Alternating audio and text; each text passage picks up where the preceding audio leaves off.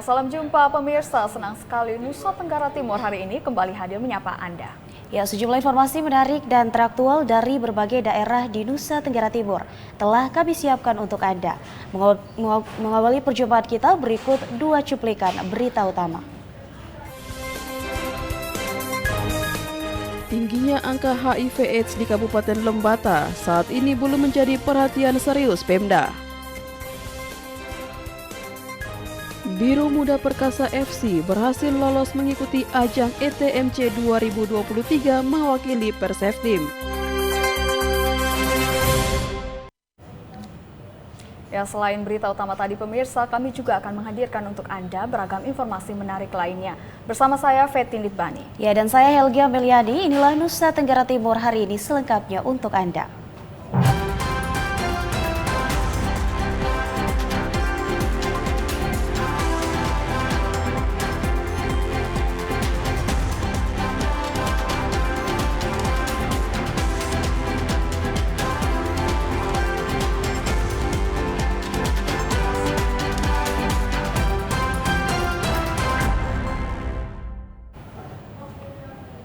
Saudara, kita ikuti informasi yang pertama dari Kabupaten Lembata.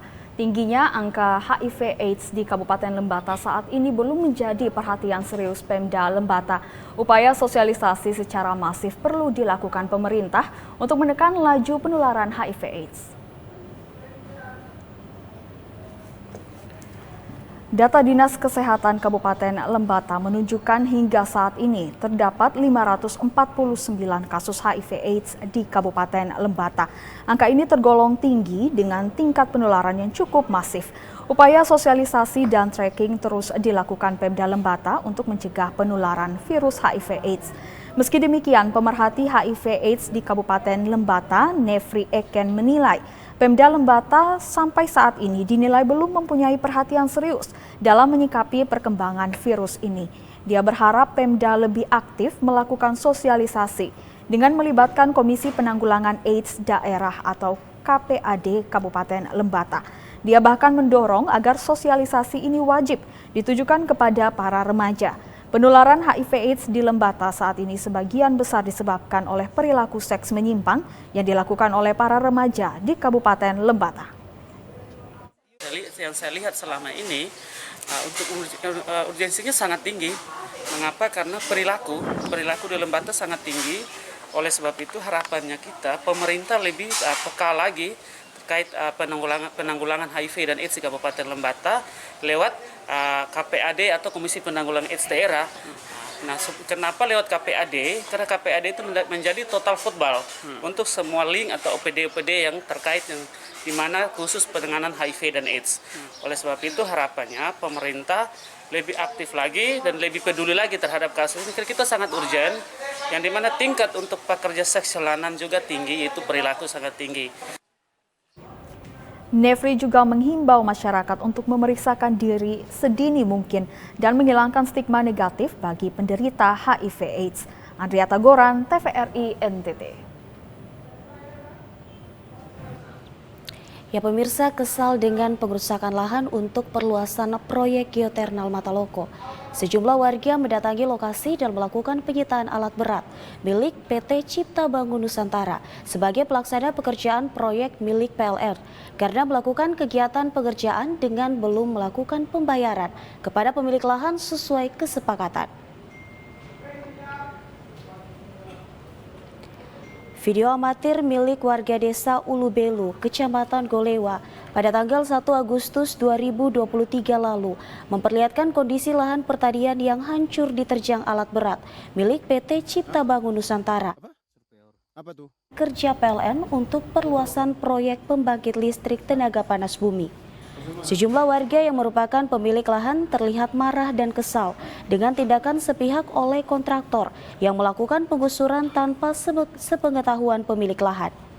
Walau awalnya sudah ada kesepakatan untuk melakukan pembayaran lahan, tetapi uang ganti rugi yang dititipkan ke pengadilan negeri oleh PLN belum juga dicairkan, sehingga pemilik lahan langsung melakukan penyitaan alat berat berupa 1 unit eksavator yang dipergunakan untuk melakukan penggusuran di lokasi kejadian.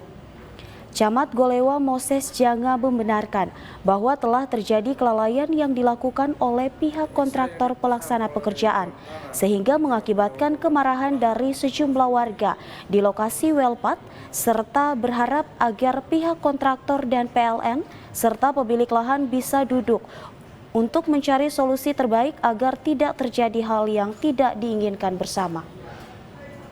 Terkait itu kejadian yang di Welpat merupakan satu kesatuan dengan tanah yang diadakan oleh PLN untuk program strategi nasional. Dan dalam hal ini kejadian di Welpat D itu sendiri kita sudah melakukan mediasi berkaitan dengan kejadian pada saat di lapangan. Dari pihak kontraktor sendiri sudah menyampaikan bahwa itu ada kelalaian. Sehingga kami dari pemerintah kecamatan supaya masalah ini juga jangan melebar, kita tetap melakukan pendekatan terhadap keluarga. Tentunya dari pemerintah kecamatan itu melibatkan dengan unsur Tripika dari TNI Polri, tokoh masyarakat, desa untuk melakukan pendekatan. Pada dasarnya kita juga pemerintah kecamatan seperti apa yang disampaikan bahwa kegiatan ini harus berjalan. Ekskavator milik PT Cipta Bangun Nusantara terlihat parkir di halaman Polsek Golewa sejak disita oleh warga pemilik lahan dan sudah seminggu tidak pernah dipergunakan sebagaimana biasanya karena masih dalam permasalahan yang harus ada solusi terbaik antara warga dengan kontraktor dan pihak PLN. Dari Kabupaten Ngada, Lik Sinunu, TVRI NTT. Kita beralih ke informasi lain, Saudara. Bupati Timur Tengah Utara menyerahkan sepenuhnya penanganan perkara dugaan korupsi di Badan Penanggulangan Bencana Daerah atau BPBD ke aparat hukum. Menanggapi upaya penegakan hukum oleh pihak kejaksaan atas dugaan tindak pidana korupsi di Badan Penanggulangan Bencana Daerah atau BPBD Kabupaten Timur Tengah Utara, Bupati Juandi David menegaskan menyerahkan sepenuhnya penanganan perkara yang ada ke aparat penegak hukum. Pasalnya pihak yang diduga terlibat dalam perkara korupsi tidak mengindahkan surat keterangan tanggung jawab mutlak atau SKTJM yang dikeluarkan BPK dan Inspektorat Daerah. SKTJM adalah surat keterangan yang menyatakan kesanggupan atau pengakuan bahwa bertanggung jawab atas kerugian negara dan bersedia mengganti kerugian negara yang dimaksud. Menurutnya, SKTJM telah dikeluarkan dalam kurun waktu hingga bulan Juni 2023 sehingga dengan berakhirnya batas waktu yang diberikan, maka penanganan kasus ini sudah sepenuhnya berada di tangan aparat penegak hukum. SKTJM itu sudah dilakukan dengan waktu tertentu. Ya, tapi kan mereka tidak mau mengindahkan. Sehingga sekarang ini ada di tangan pihak kejaksaan. Kalau mereka itu waktu selesai kan berarti tidak masuk di pihak kejaksaan. Yang sekarang sampai di pihak kejaksaan. Nah ini maksudnya ada barang jaminan yang sudah dijaminkan dalam SKTJM. Nah ada upaya dari Pemda sendiri untuk menyita atau seperti apa? Untuk tidak, itu nanti jaminan itu nanti diurus di kejaksaan. Ya, kalau sudah di kejaksaan maka nanti dia kalau memang terbukti salah ya masuk penjara, jaminan diambil. Ya, gitu. Oh, jadi itu serahkan kepada kepada pihak otoritas kejaksaan. Kalau waktu itu ya ini selesaikan itu surat pernyataan yang SKTM itu berarti tidak bisa masuk. Itu kan kebijakan dari dari Pemda. Tapi kalau mereka anggap itu biasa-biasa saja sekarang ya biar berproses hukum. Seperti diberitakan, Kejaksaan Negeri TTU telah meningkatkan penanganan perkara dugaan korupsi pada BPBD TTU ke tahap penyidikan. Pada tahapan ini, beberapa hari yang lalu, penyidik Kejari TTU mulai melakukan penggeledahan di sejumlah lokasi, termasuk rumah bendahara dan kepala serta kantor BPBD TTU, guna mencari bukti-bukti dugaan korupsi tersebut. Penyidikan terhadap dugaan korupsi di BPBD Kabupaten Timur Tengah Utara ini berkaitan dengan dugaan penyalahgunaan pengelolaan anggaran bencana yang bersumber dari APBN dan APBD tahun 2021 hingga 2023, di mana dalam temuan BPK dan Inspektorat Daerah terdapat penyelewengan keuangan negara sebesar 600 juta rupiah. Joseph Praso, TVRI NTT.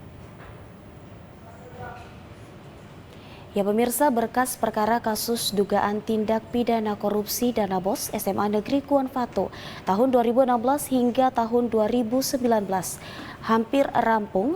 Namun demikian Kejari Soe belum menetapkan tersangka karena masih menunggu LHP Inspektorat Kabupaten Timor Tengah Selatan. Kasipidus Kejaksaan Negeri Timor Tengah Selatan Samuel Otniel Sine menjelaskan, kendati kepala sekolah dan para bendahara telah mengembalikan uang sebesar Rp304.231.500, namun tidak menghapus tindak pidana korupsi. Proses penyidikan terus berlanjut hingga saat ini. Penyidik telah berhasil menghimpun sejumlah alat bukti termasuk uang pengembalian dan 30 orang saksi yang sudah berhasil dimintai keterangan dan klarifikasi. Penetapan tersangka terhadap kasus dugaan tindak pidana korupsi dana BOS SMA Negeri Kuon Fatu masih menunggu laporan hasil pemeriksaan Inspektorat Kabupaten Timor Tengah Selatan. Tindak pidana korupsi pada SMA Negeri Kuon Fatu sampai saat ini kami selaku penyidik masih menunggu laporan hasil pemeriksaan Inspektorat Kabupaten Timor Tengah Selatan. Sampai saat ini kami masih dalam tahap pemeriksaan saksi-saksi dan pengumpulan alat bukti, baik itu permintaan keterangan maupun barang bukti. Dan barang bukti dalam perkara ini terkait dengan uang atau uang yang disetor oleh pihak-pihak yang dimintai klarifikasi oleh inspektorat. Salah satunya kepala sekolah. Yang berikut ada bendahara BOS tahun 2016, tahun 2017, dan 2018, serta guru-guru yang penggunaan dana BOS itu biaya konsumsi digunakan untuk pembayaran transportasi lelah guru. Kasipidus Kejari Soe berharap dalam minggu ini Inspektorat Kabupaten Timor Tengah Selatan sebagai delegasi APIP Inspektorat Provinsi Nusa Tenggara Timur segera menyerahkan LHP terkait kerugian negara pada kasus ini, sehingga pihaknya segera menetapkan tersangka kepada pihak-pihak yang bertanggung jawab, seperti kepala sekolah, bendahara, dan guru-guru penikmat dana BOS. Dari Timor Tengah Selatan, Evan Baitanu, TVRI NTT. Ya saudara, angin kencang yang menerjang kota ND dan sekitarnya membuat pohon tumbang dan membawa sejumlah material batu dan tanah menutup badan jalan Trans Flores ND dan Nagekeo. Antrian panjang kendaraan roda 4 pun tak terhindarkan karena polisi memberlakukan sistem buka tutup karena proses pembersihan material dari alat berat yang masih berlangsung.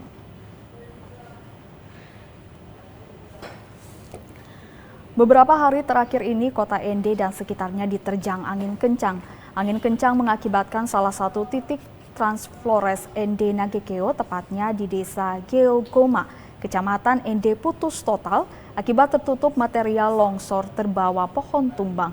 Arus transportasi dari dan menuju ke sejumlah kabupaten di Pulau Flores sempat terhenti sesaat. PPK 4.1 Satker PJN 4 Frimiensia Selvia menjelaskan kondisi ini tidak berlangsung lama karena Satker Balai Pelaksana Jalan atau PJN 4 langsung menurunkan alat berat ke titik longsor. Alat berat milik PJN 4 kemudian langsung membersihkan material tanah dan batu yang menutup badan jalan. Setelah beberapa saat, arus transportasi kembali lancar, kendati masih diberlakukan sistem buka tutup karena alat berat masih membersihkan material longsor yang cukup tebal. Longsor sudah terjadi sejak Minggu malam akibat angin kencang yang mengakibatkan beberapa pohon tumbang sehingga material tanah dan bongkahan batu penuhi badan jalan. Diketahui ruas jalan Trans Flores ND Nagekeo akan diperlebar dan dikerjakan tahun ini dengan anggaran kurang lebih 161 miliar. Dari Kabupaten ND, Obi Tani, TVRI NTT. Ya pemirsa, informasi menarik lainnya akan kami hadirkan usai jeda pariwara berikut. Ya tetap di Nusa Tenggara Timur hari ini.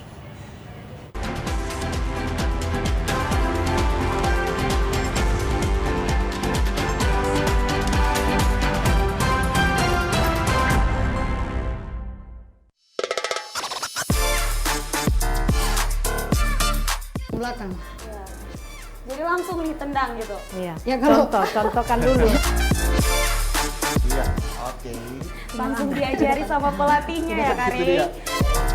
Mensana Incorporisano. Halo Sobat Sporty, terus saksikan Sporty setiap Sabtu pukul 15.00 hanya di TVRI NTT, Katongpung TV. DRT perempuan harus dilengkapi ilmu bela diri supaya tidak di smackdown.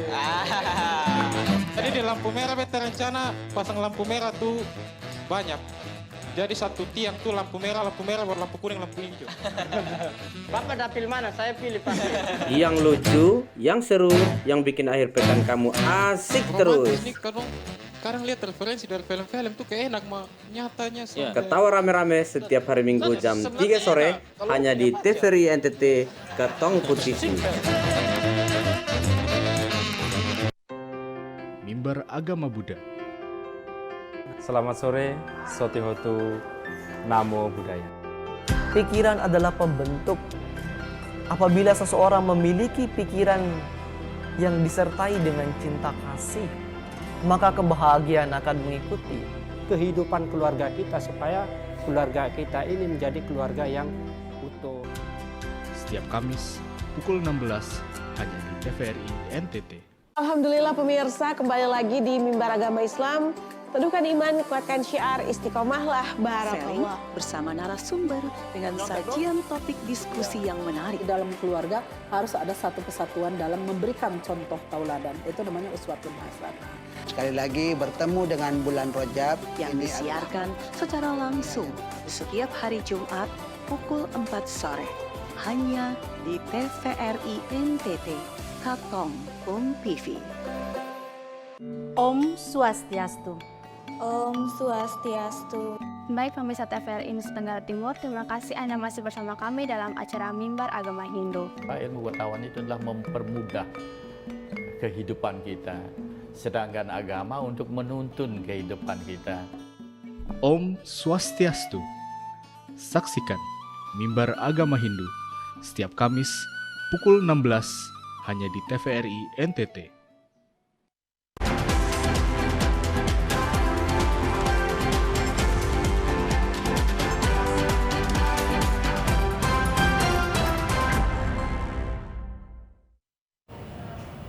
Saudara, Anda masih menyaksikan Nusa Tenggara Timur hari ini. Ya, kita beralih ke informasi dari Kabupaten Belu, pemirsa. Harga sejumlah bahan kebutuhan pokok saat ini mengalami kenaikan. Salah satunya adalah ayam potong yang mengalami kenaikan sejak 1 bulan terakhir.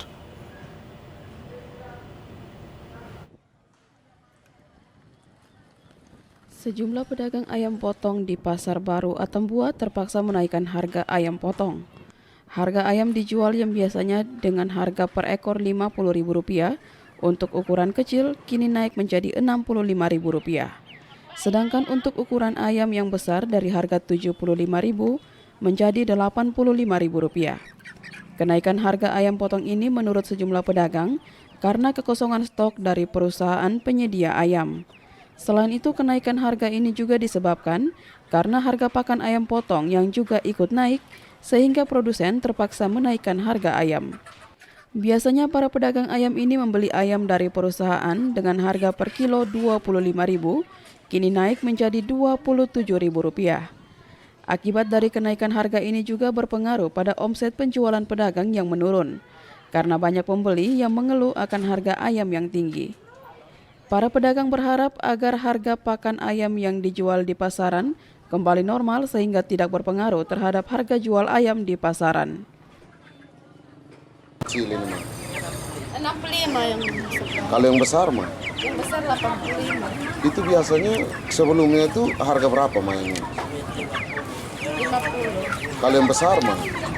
75. Itu kalau dari peternak itu dia per kilonya biasa beli berapa mah mereka? Ya berpengaruh juga, pengaruhnya di pembeli. Kadang-kadang kalau terlalu mahal kan pembeli juga datang bilang ini terlalu mahal gitu. Kalau kakak, yang lain ini kenapa lapak kosong ini kakak? Lapak kosong ini mereka seperti dapat ayam, over kembali ke langganan yang kan ayam bagi sedikit-sedikit ayam susah. Jadi mereka langsung over. Mereka langsung over ke langganan-langganan. Bagi para pedagang, kenaikan harga ayam ini juga disebabkan karena stok ayam yang berasal dari perusahaan belum cukup untuk dipanen, sehingga stok yang didapatkan oleh para pedagang terbatas. Dari Kabupaten Belu, Andri Witak, TVRI NTT. Saudara, kinerja pendapatan dan belanja daerah Provinsi Nusa Tenggara Timur tercatat belum optimal hingga akhir triwulan 2 tahun 2023. Pemerintah pusat mendorong adanya akselerasi kinerja pendapatan maupun belanja daerah.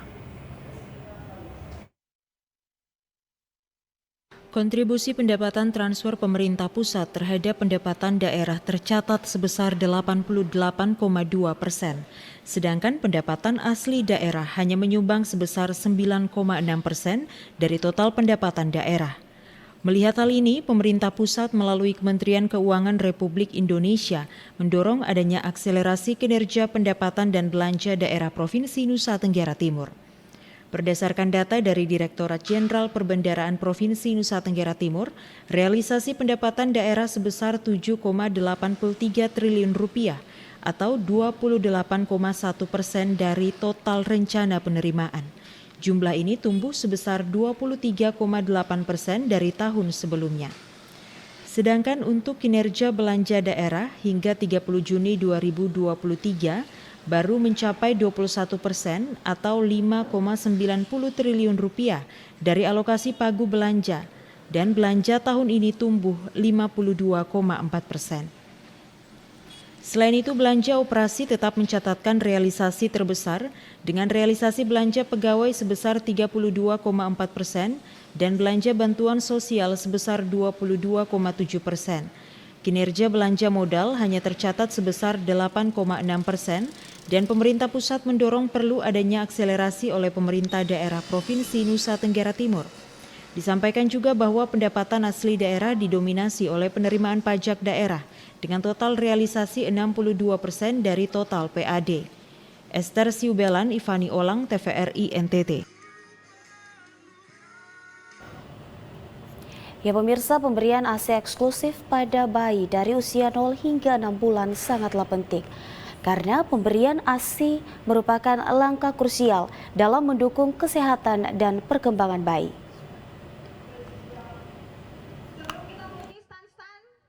Bupati Sumba Barat Yohanes Dade mengapresiasi peran penting stimulan institut dalam mendukung pembangunan sumber daya manusia di wilayah Kabupaten Sumba Barat.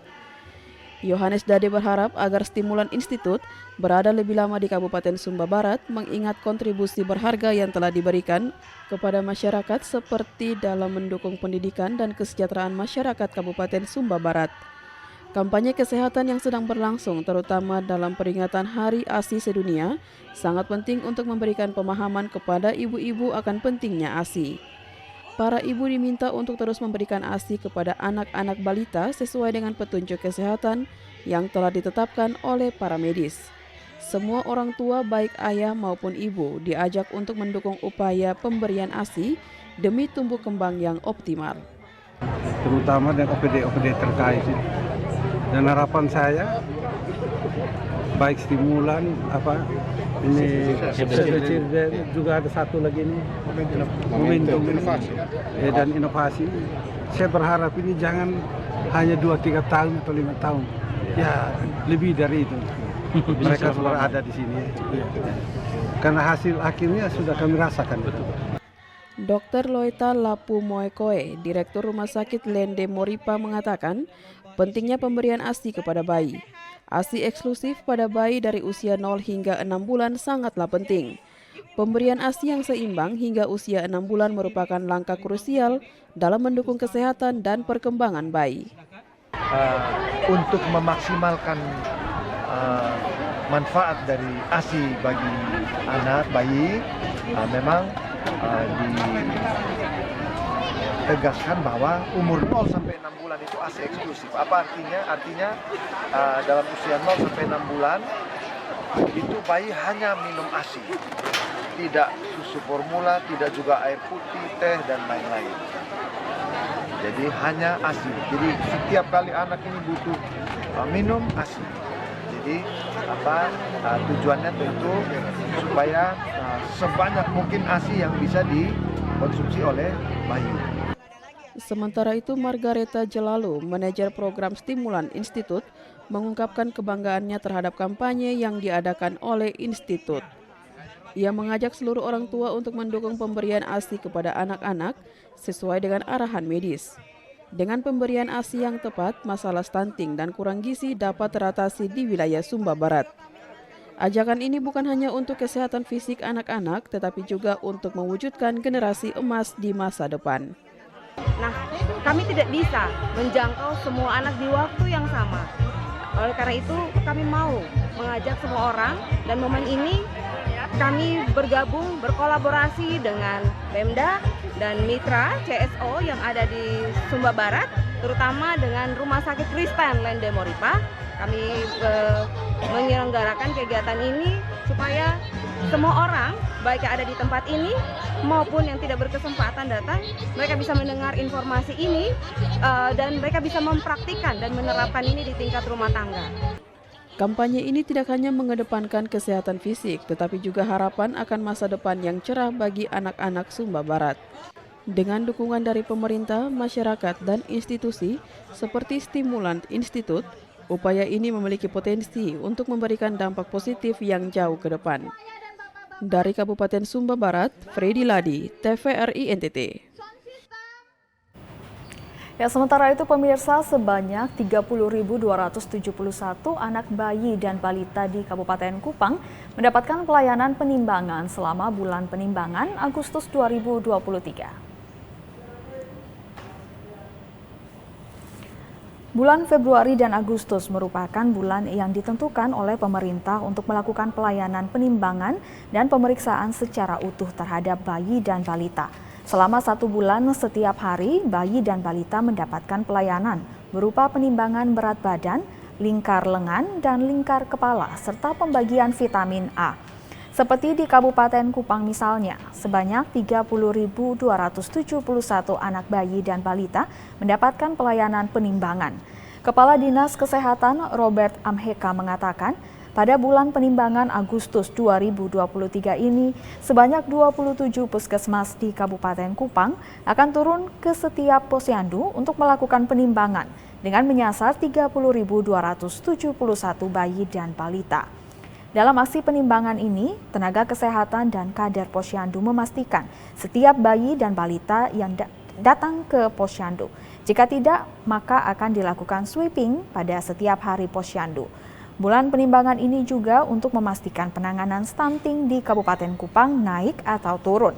Selama masa bulan penimbangan anak yang dikategorikan stunting, yakni sebanyak 4.899 anak bayi dan balita atau 16,18% anak di Kabupaten Kupang menjadi prioritas. Jadi di Kabupaten Kupang saat ini bayi balita yang harus datang timbang itu 30.271. 2 tahun terakhir pada saat bulan penimbangan Kabupaten Kupang semua anak itu datang untuk ditimbang, dia 100% TPS. Dan untuk sekarang yang di antara 30.271 itu belum keluar dari data sasaran karena range dari Februari ke Agustus sekarang itu rata-rata anak di Kabupaten Kupang waktu di Februari itu dia umur 55 bulan sehingga ya belum keluar dari database. Dan untuk bulan pengembangan saya mintakan ke semua kepala puskesmas dan petugas gizi agar di antara 30.271 kalau tidak datang diklarifikasi kembali bagi yang mengikuti orang tuanya untuk bekerja di luar daerah atau pergi ke luar daerah selama lebih dari 2 bulan maka dikeluarkan dari data sasaran. Diharapkan selama masa bulan penimbangan Agustus 2023 ini, 30.271 anak bayi dan balita di Kabupaten Kupang tidak satu pun terlewatkan, terutama 4.899 anak bayi dan balita yang stunting di Kabupaten Kupang. Kadis Robert optimis pada penimbangan kali ini stunting di Kabupaten Kupang bisa kembali turun. Dari Kabupaten Kupang, Chris Poto, TVRI NTT. Ya pemirsa, memasuki musim kemarau, pemilik jasa pengisian air bersih meraup keuntungan. Hal ini disebabkan karena tingginya permintaan air bersih lewat pemesanan air tangki di Kota Atambua. Memasuki musim kemarau, permintaan akan air bersih di Kota Atambua, Kabupaten Belu semakin meningkat. Hal ini terlihat dari tingginya pemesanan air tangki di sejumlah tempat pengisian air di Kota Atambua. Pada saat musim kemarau, pemesanan air tangki untuk warga bisa mencapai 10 hingga 15 tangki per hari. Untuk pengisian air tangki biasanya dijual dengan harga Rp10.000 untuk tangki berisi 5.000 liter. Untuk ukuran fiber air 2.500, biaya pengisian air bisa mencapai Rp5.000. Dengan tingginya pemesanan air bersih ini, memberikan keuntungan tersendiri bagi pengusaha penjualan air. Dalam sehari, omset penjualan mereka dapat mencapai Rp100 hingga Rp150.000 per hari. Ose Bone, salah satu pengusaha penjualan air bersih, mengaku apabila memasuki puncak musim kemarau, tempat pengisian air miliknya penuh mobil tangki yang mengantri dari pagi hingga malam hari. Terkait debit air di tempat miliknya, untuk saat ini masih bisa memenuhi permintaan air bersih bagi warga Kota Atambua. Itu yang kalau musim dia musim bulan 9 dia akan turun. Jadi kita setel motor air saja.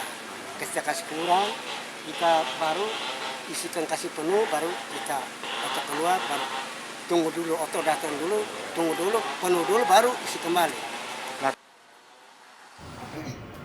Dari Kabupaten Belu, Andri Witak, TVRI NTT. Ya saudara, budidaya pertanian hortikultura di Kabupaten Belu membawa dampak yang besar bagi sejumlah petani. Salah satunya adalah lewat tanaman tomat. Hasil penjualan tomat ini sudah menembus hingga pasar luar Kabupaten Belu dengan keuntungan ratusan juta rupiah. Inilah hamparan lahan tomat siap panen berlokasi di Desa Umaklaran, Kecamatan Tasifeto Timur, Kabupaten Belu, milik salah satu warga yang sukses mengembangkan pertanian tomat di wilayah ini. Lahan seluas 40 are ini ditumbuhi sekitar 7.000 anakan tomat yang telah dikelola selama kurang lebih 3 bulan terakhir. Lahan milik Oswaldus Talo ini sebelumnya merupakan lahan yang ditanam padi. Namun karena melihat peluang besar dengan menanam tomat, ia mulai memanfaatkan lahan untuk memulai usaha ini. Selama 3 bulan bekerja bersama keluarga dan pendampingan dari Babinsa Desa Umaklaran, hasil yang ia dapat benar-benar terasa. Bagi Oswaldus yang berprinsip usaha tak pernah mengkhianati hasil, saat panen perdana berhasil meraup keuntungan jutaan rupiah dalam sekali panen. Tomat dari kebun miliknya ini tak hanya ia jual di pasar Atambua, bahkan sudah menyasar pasar di luar Kabupaten Belu seperti Keva, Alor, Maluku, bahkan Timor Leste. Uang hasil penjualannya ini nantinya akan ia gunakan untuk pemenuhan kebutuhan ekonomi keluarga, biaya sekolah anak, serta disimpan untuk kebutuhan yang akan datang. Artinya kami petani sangat banggakan kami punya kepala wilayah di sini. Sebagai Pak Babin, setiap hari dia dampingi kami petani holti, maupun kegiatan apa saja pasti beliau hadir. Nah, kalau lewat pertanian ini pendampingan seperti apa sejauh ini? Sejauh ini Pak Babin setiap hari artinya ada tugasnya di sini dampingi kami selalu. Dalam bertani tomat, Oswaldus didampingi Babinsa Desa mulai dari saat tanam hingga panen. Tak heran, kedekatan antara Babinsa dengan petani membawa dampak yang besar bagi masyarakat untuk memanfaatkan dan mengolah lahan di Desa Umaklaran untuk dijadikan sebagai lumbung hortikultura di Kabupaten Belu. Salah satu kegiatan yang saya lakukan ini adalah saya langsung turun terjun ke lokasi dengan para petani. Pertama di sini petani tomat, saya langsung dampingi mereka mulai dari penyiapan lahan, bibit, pengolahan lahan, pemasangan mulsa, tanam, rawat sampai hari ini kita bisa lihat kami panen perdana di lahannya Bapak Musi di Desa Oklak. Sebagai anggota TNI yang bertugas untuk mendampingi masyarakat, salah satunya di bidang pertanian hortikultura. Pertanian hortikultura di desa ini sangat menjanjikan karena potensi lahan serta air yang memadai untuk dikelola secara baik oleh masyarakat. Dari Kabupaten Belu, Andri Witak, TVRI NTT. Ya pemirsa, Provinsi Nusa Tenggara Timur dikenal sebagai daerah dengan tingkat toleransi paling tinggi di Indonesia. Untuk terus memupuk rasa toleransi di tengah kemajemukan masyarakat, pemerintah Kabupaten Kupang membangun Kampung Toleransi yang terletak di Kelurahan Naibonat. Nantinya di tempat tersebut akan dibangun rumah ibadah dari 6 agama besar di Indonesia. Kabupaten Kupang menjadi salah satu contoh penerapan toleransi hidup umat beragama di Nusa Tenggara Timur.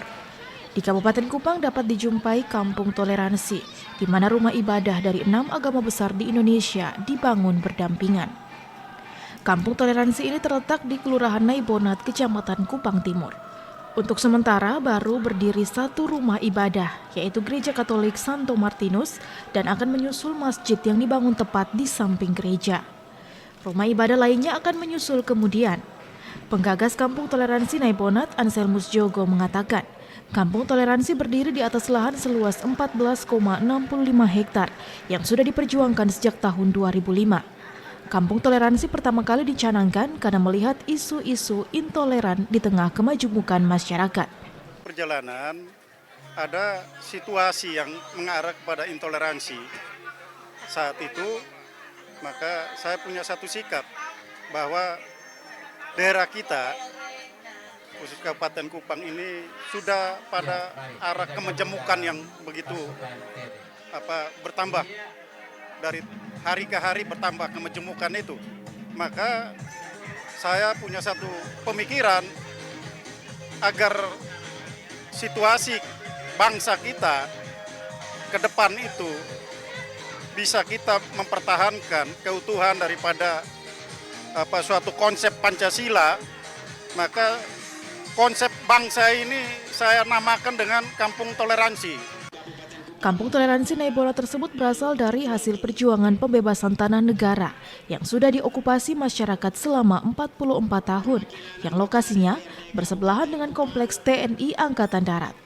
Dari luas tanah tersebut akan dibagi untuk gereja Kristen seluas 1 hektar, Katolik 1 hektar, Islam 1,1 hektar, Hindu 0,75 hektar, Buddha 0,4 hektar, dan Konghucu 0,4 hektar, serta untuk para purnawirawan dan masyarakat lainnya seluas 10 hektar. Debbie Sue, Kristodapo, TVRI NTT. Saudara, pencanangan gerakan pembagian 10 juta bendera merah putih tingkat Kabupaten Ngada diharapkan mampu membangkitkan rasa cinta akan tanah air. Selain itu, untuk menggerakkan rasa nasionalisme dalam diri generasi muda agar lebih mencintai bangsa dan negara dengan semangat merah putih untuk membangun negara Indonesia tanpa pamrih. Diawali dengan upacara di Taman Kartini Bajawa yang dihadiri oleh Bupati, Wakil Bupati Ngada, serta Forkopimda dan sejumlah ASN. Pencanangan gerakan 10 juta bendera merah putih di Kabupaten Ngada dilangsungkan dalam menyambut Hari Kemerdekaan Republik Indonesia ke-78 tahun dalam semangat kebangsaan yang tinggi. Pengibaran merah putih di setiap perkantoran dan rumah warga merupakan upaya membangkitkan rasa cinta akan tanah air, serta mengenang jasa para pahlawan yang dengan gagah berani mempertaruhkan nyawa demi merebut kembali kemerdekaan dari penjajah yang tergambar dari makna warna bendera merah putih. Bupati Ngada, Andreas Paru, menjelaskan kegiatan ini merupakan upaya pemerintah untuk kembali memperkuat rasa nasionalisme kebangsaan kepada masyarakat, khususnya generasi muda, agar tidak terlena dengan perkembangan zaman yang terkadang mengikis rasa cinta akan tanah air dan melupakan sejarah perjuangan bangsa dalam merebut dan mempertahankan kemerdekaan. Dan ini tentunya mengandung makna yang sangat mendalam berkaitan dengan rasa nasionalisme, cinta tanah air melalui simbol bendera merah putih. Dan kegiatan pada hari ini akan ditindaklanjuti mulai besok dari semua komponen, semua pihak berkolaborasi bersama pemerintah, dari pemerintah desa, kecamatan, kabupaten, dengan semua komponen masyarakat untuk mulai menyerahkan dan memasang bendera merah putih di seluruh wilayah dari pelosok sampai dengan kabupaten yang ada. Upacara pencanangan gerakan 10 juta bendera merah putih yang dimotori oleh Kesbangpol akan digelorakan sampai tingkat desa dengan pemberian secara simbolis sejumlah bendera merah putih kepada perwakilan camat yang nantinya akan meneruskannya ke kepala desa untuk dibagikan kepada masyarakat guna dikibarkan di halaman depan rumah warga secara serentak. Dari Kabupaten Ngada, Lexi Nunu, TVRI NTT. Ya, pemerintah Kabupaten Flores Timur menggelar serangkaian kegiatan perlombaan dalam rangka menyambut hari ulang tahun ke-78 kemerdekaan Republik Indonesia. Salah satunya adalah lomba tarik tambang antar instansi di lingkup Sekretaris Daerah Flores Timur.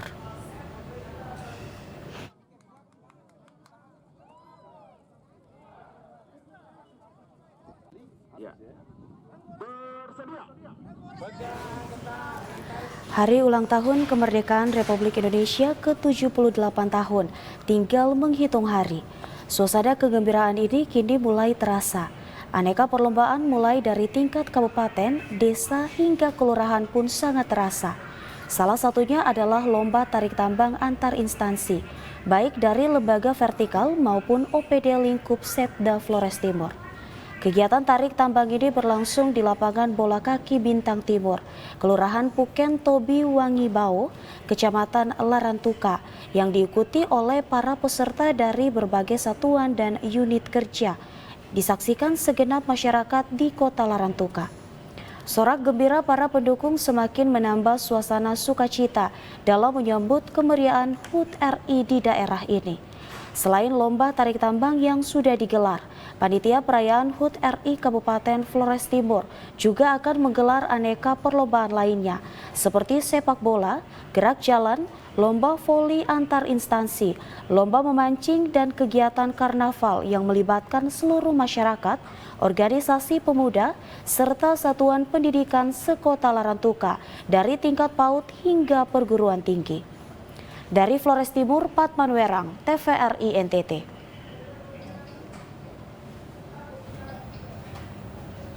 Ya pemirsa, usai jeda pariwara, kami akan kembali hadir dengan beragam informasi menarik lainnya. Ya, untuk itu tetaplah bersama kami.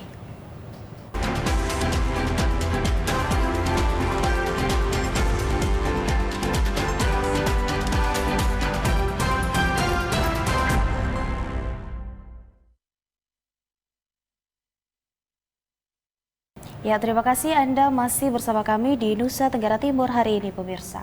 Kita ikuti informasi selanjutnya. Pemerintah Kabupaten Timor Tengah Utara melepas secara resmi tim Persatuan Sepak Bola Keva Menanu atau PSKN untuk berlaga pada perhelatan Liga 3 Eltari Memorial Cup atau ETMC ke-32 yang berlangsung di Kabupaten Rotendao.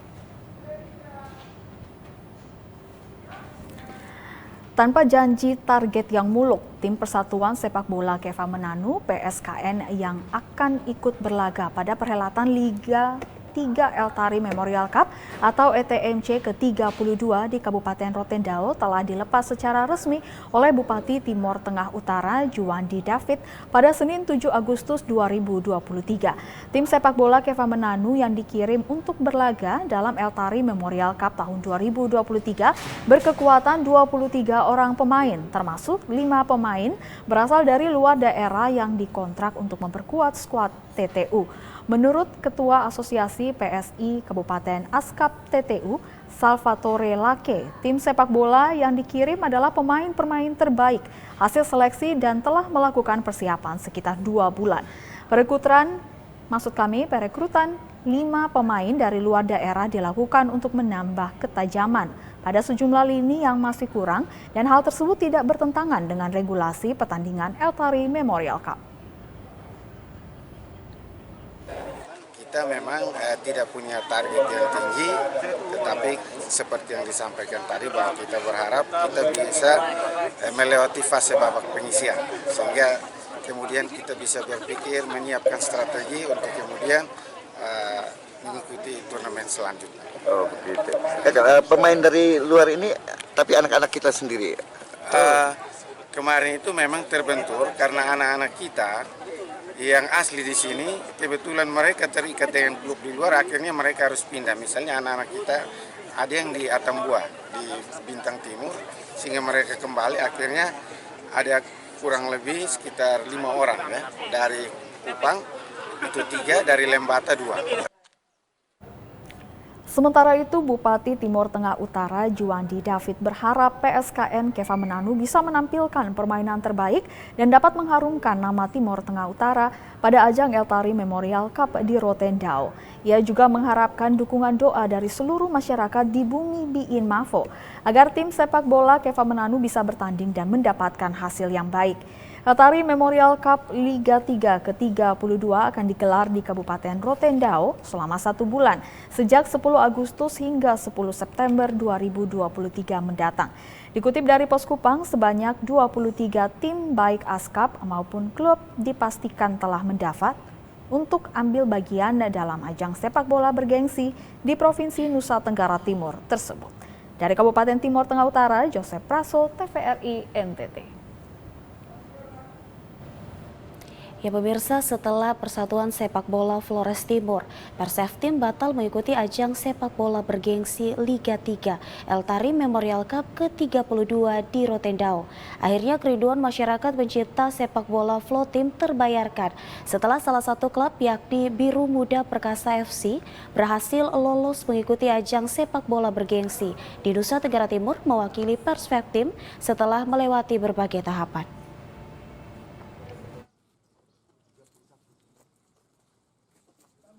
Setelah Persatuan Sepak Bola Flores Timur, Perseftim batal mengikuti ajang sepak bola bergengsi Liga 3 Eltari Memorial Cup ke-32 di Rotendao akibat sanksi dari Komite Disiplin Asprof NTT karena kisru supporter dalam laga ETMC Lembata 2022 silam. Akhirnya kerinduan dari penggemar sepak bola Flotim terbayarkan setelah salah satu klub baru, Biru Muda Perkasa FC, mengikuti ajang sepak bola bergengsi di NTT. Sebelum berangkat ke Rote, BMP FC diterima dan dilepaskan dengan ritual adat Lamaholot oleh pewaris kerajaan di Istana Kerajaan Larantuka. Pewaris Kerajaan Larantuka Don Andreas Martinus DVG menegaskan, tim BPM FC hendaknya selalu menjunjung tinggi sportivitas dalam pertandingan sebagai identitas dan jati diri anak Lewotana. Karena apapun kondisinya, BMP FC merupakan wakil dari Flores Timur yang nantinya akan berlaga di Liga 3 ETMC yang merupakan kompetisi sepak bola tertua dan paling bergengsi di NTT. Diharapkan BMP FC mampu menunjukkan kualitas dan meraih prestasi terbaik demi mengharumkan nama Lewotana melalui kompetisi sepak bola. Bagaimanapun juga, Flores Timur juga dikenal sebagai pemain bola yang baik. Jadi kalau orang buat si beribu laut seperti laut Lembata itu bukan olahraga sana. Jadi saya untuk saat ini saya titipkan nama Lewotana, nama Holot ini di tangan saya. Kita bermain secara sportivitas, tunjukkan bahwa kepribadian kita orang Lamaholot itu bagaimanapun. Jadi saya merasa bahwa sudah saatnya kita mengangkat kembali nama Perseftim yang dulu. Sementara itu, manajer klub BMP FC, Rovin Kabelen mengatakan timnya optimis tampil di ETMC Rotendao 2023 setelah memenuhi sejumlah persyaratan untuk menjadi calon anggota Asprof PSSI NTT. Olehnya kehadiran Biru Muda Perkasa FC sebagai upaya untuk mengembalikan citra sekaligus sebagai upaya untuk mengangkat martabat Lewotana dalam dunia sepak bola dengan melihat situasi kelam yang terjadi di Lembata tahun lalu. Rovin Kabelen optimis BMP FC akan mampu bersaing dan meraih prestasi pada ajang ETMC. Memang untuk persiapan Eltari Memorial Cup, memang sejak awal ketika klub ini kami bentuk. Itu target kami harus menjadi peserta Asprof PSSI NTT dan boleh mengambil bagian di event Eltari Memorial Cup. Dan kondisi Flores Timur akhir-akhir ini semakin memacu manajemen BMP Biru Muda Perkasa untuk berproses secara lebih serius di Asprof PSSI NTT supaya bisa diterima sebagai anggota Asprof dan selanjutnya bisa menjadi peserta ETMC 2023 di Rotendao. Dan memang memahami menjadi peserta ETMC itu bukanlah hal mudah, dan menyadari itu Biru Muda Perkasa menyadari betul sehingga berproses di Asprof PSSI NTT dan meyakini bahwa Biru Muda Perkasa akan lolos bermain di event ETMC Rotendao.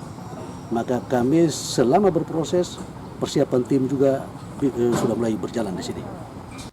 Seremonial adat yang digelar di Istana Kerajaan Larantuka ini sebagai ungkapan doa serta memohon restu dan kekuatan dari Tuhan dan leluhur Lewotana sehingga perjuangan tim BMP FC boleh berhasil dalam tuntunan Lewotana serta doa dan dukungan dari segenap masyarakat Flores Timur. Dari Kabupaten Flores Timur, Patman Werang, TVRI NTT.